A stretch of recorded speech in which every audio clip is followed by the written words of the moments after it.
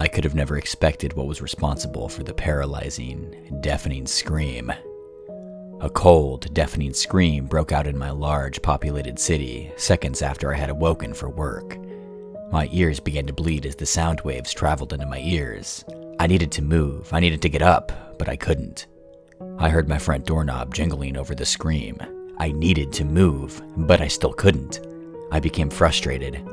I was trying to move with every bit of strength in my body, so why couldn't I? The scream continued to make my ears bleed. Click, my front door had now been opened. Move, goddammit!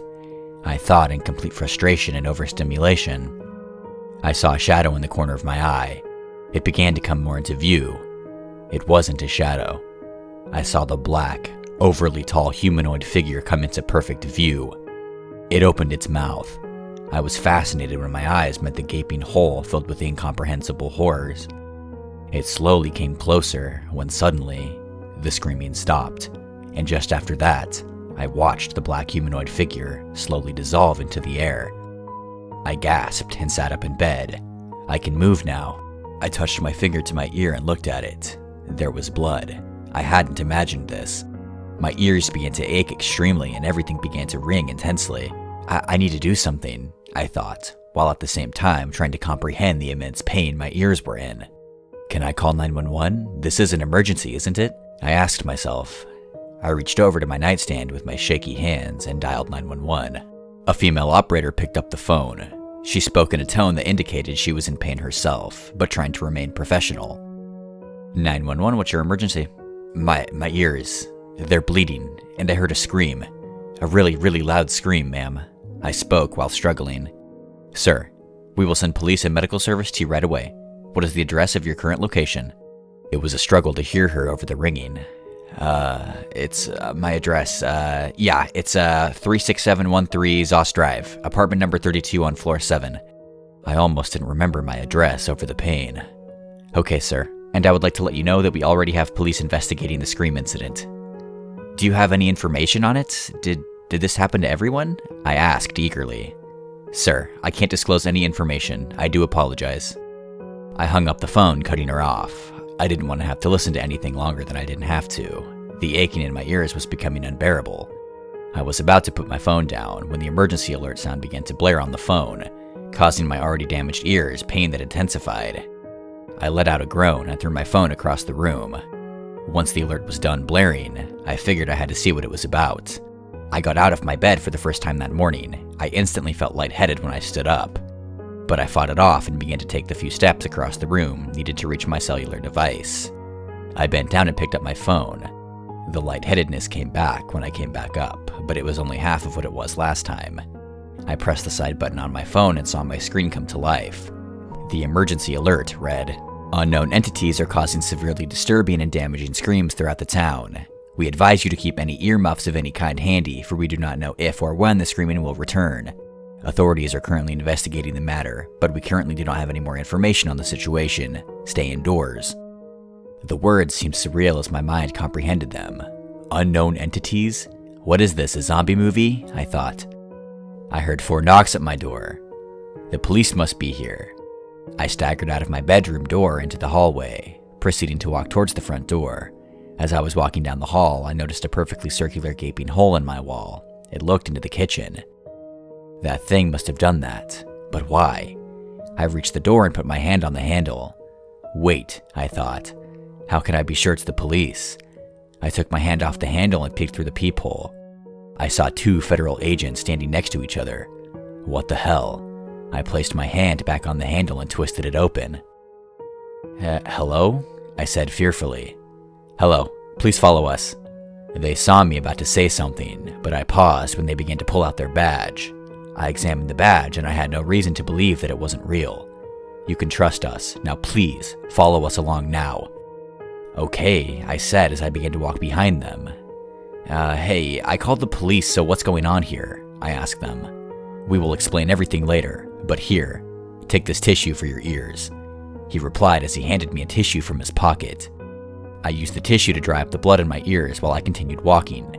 The ringing had slightly gotten better, but still nowhere near gone. The agent pressed the elevator button and waited. At least we don't have to share the elevator with anyone. the agent said in a chuckle while elbowing the other agent. The other agent let out a chuckle and the elevator dinged and opened. No one was inside. That was very unusual for my apartment complex, especially at this hour. What did he mean by that? I asked myself as I followed them into the elevator. An agent pressed the lobby button and then proceeded to rest his back on the elevator wall while crossing his arms. He let out a heavy sigh. The elevator dinged. The doors opened to reveal a lobby that was completely empty. Again, that was very unusual for this hour. I followed the agents out the front doors. The streets were completely empty. I didn't see a single person in sight except for the two agents. I stood there in a sort of shock. The agents walked to a gray sedan car, and one of the agents opened the driver's seat door. The other opened the passenger side door. "Hop in the back," one of the agents yelled. I quickly walked to the car and got in the back seat. The car was extremely clean, almost too clean. I put on my seatbelt and attempted to relax a little bit, but failed to do so with my mind racing. The agent in the driver's seat turned the keys in the ignition and the engine roared to life. "Okay, I'm going to explain everything to you now while he drives," the agent in the passenger seat told me. "All right," I replied in a calm but eager tone. "Okay, so you know about the horrendous scream you heard, right?" The agent asked me and then turned his head around to look at me. "How could I not know?" I replied in a chuckle. "Ah, all right then. Well, I'm not going to beat around the bush," he said and then let out a sigh. "What is it?" I asked, my eagerness growing. "The total population for the city is estimated to be in the hundreds." "I'm sorry, what? How? And did the scream kill people?" I asked, shocked and confused. "No. What, or whoever made the scream killed the people. Or I don't know if we can call it killed. But either way, they're gone," he replied. "Well, what made the scream?" I asked, already thinking that I knew the answer to my question. "We aren't exactly sure. We were hoping that you would know. We brought you here so you could give us any information about it, seeing as you are the only one who called the police after surviving," the agent explained to me. "I know what it is," I admitted. The agent's eyes widened. It's this weird, black humanoid figure. The scream paralyzed me, and it opened my door and began to stand over me. And then it opened its mouth. It was full of just incomprehensible horrors. Was all the agent had to say. "Yeah," I replied back, kinda awkwardly. "Well, thank you. The information you have just..." The car came to a complete stop, and the agent was cut off by the dreaded return of the cold, blaring scream. My stomach dropped as I realized I was paralyzed once again. The agents were also paralyzed. I began to see the entities gathering around the car in my peripheral vision, and there was nothing I could do but sit there. I hated this feeling so much. I just wanted everything to stop. "Think," I told myself. I couldn't just sit there. I had to do something. I could not let myself just become yet another statistic of these terrorizing entities. An idea clicked in my head. I remembered some tips I had happened to come across online for people that struggled with sleep paralysis. They had always said to start by putting all of your might into wiggling your toes, so I did just that. I blocked everything else out. The only thought I had in my mind was wiggling my toes. One by one, my toes began to move, and then both of my feet, and then both of my legs, and then finally, I was free. I began to breathe heavily as my movement came back to me. I could move now. But what was I supposed to do? The entities were staring at me through the windows, continuing to scream. I knew they had the ability to open doors. So I checked to see if the car was locked. It was. But my front door was locked and they still managed to get in, I thought to myself. That very thought induced incredible anxiety within me. I knew that I had to get away from them. Finally, I realized that I had to drive the car. I unbuckled my seatbelt and pushed the agent in the driver's seat to the side forcefully. "Sorry," I muttered under my breath, feeling guilty. I jumped in the passenger seat and hit the gas, but the car didn't move. My stomach somehow dropped even more because of this. My breathing sped up rapidly. This was the most frightening and panic-inducing situation I had ever been in. I brought my hand up and punched the window by me, where an entity's face was pressed against it. I didn't know what would happen, but it suddenly retreated.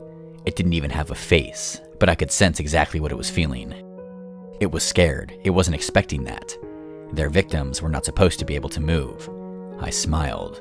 I had finally found something to work with. I reached over the passenger side window and punched it as well. Just as I expected, the entity retreated. I began to laugh. I felt power against them. I climbed in the back seat and punched both the side windows. The entities on the other side both retreated like planned. All the entities were now slowly backing away from the car. I continued to watch, and then suddenly they dissolved into thin air, just like the first time. But there was one thing wrong. The agents didn't get their movement returned like I expected they would. "Hey!" I yelled. Come on, wake up, please!" I was desperate. I didn't want to be alone in this situation. I didn't have time to spare. I had to leave them there. I opened the car door and walked out into the relieving fresh air. I began to just walk the streets. The streets that were once filled with life were now empty. Why are they empty? I asked myself. Surely a lot of people had to have been driving when this happened. Why are there not any empty cars on the road? I turned around to face the agent's car, and somehow it was gone. And I had a strong feeling that they didn't drive it away. I kept walking, and walking, and walking.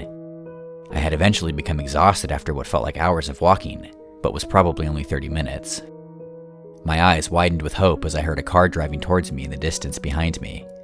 I turned my head and saw that it wasn't the gray sedan I half expected it to be, but rather a black SUV. I began to wave my arms in an attempt to slow them down.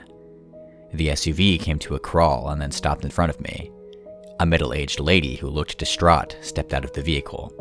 "Do you need a ride?" she asked. "I'm trying to evacuate the city. I looked online and apparently this is the only city where this is happening. Come on, get in." "Thank you," was all I was able to say as I hopped in the passenger seat. The woman accelerated to 80 miles per hour. It wasn't like anyone would pull her over for speeding though. "So, what's your story?" the woman asked me. I explained my story in great detail. When I finished, her face looked surprised. "That's almost exactly my story as well," the woman told me. For the rest of the drive, we talked about mostly lighthearted topics to ease up the mood. When we finally reached the sign saying we are now leaving the city, we both let out a huge sigh of relief. We kept driving, and eventually we saw life. We saw cars driving, but no people on the sidewalk. That was to be expected since this was still only the neighboring city to the events, so people were most likely being cautious. We continued to drive 2 cities over, and we were officially out of the state we were in. We figured it would now be safe to stop somewhere. The woman and I stopped at the nearest hotel. It has now been 2 days, and there have been no more reports of any entities or unusual activity in the city. Officials have closed off all entry to the city, though. I now believe I am safe. I will unfortunately have to leave my old life behind for now, but myself and the woman who thankfully saved me have grown close, and I am perfectly content as long as I am with her.